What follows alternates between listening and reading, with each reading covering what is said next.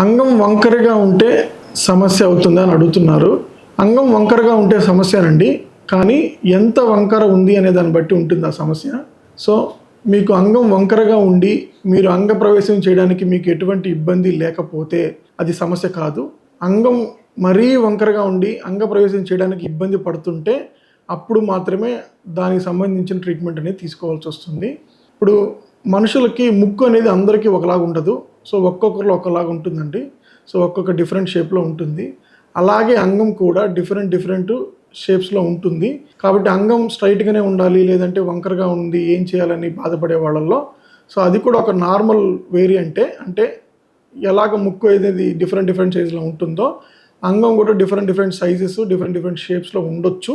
కానీ దాని ముఖ్య ఉద్దేశ్యం ఏందంటే అంగంకి అంగప్రవేశం చేయడానికి వీలు ఉండాలి. సో, మీరు లైంగికంగా కలవడానికి ఇబ్బంది లేనప్పుడు మీ అంగం వంకరగా ఉన్నా మీరు ఇబ్బంది పడాల్సిన పని లేదు.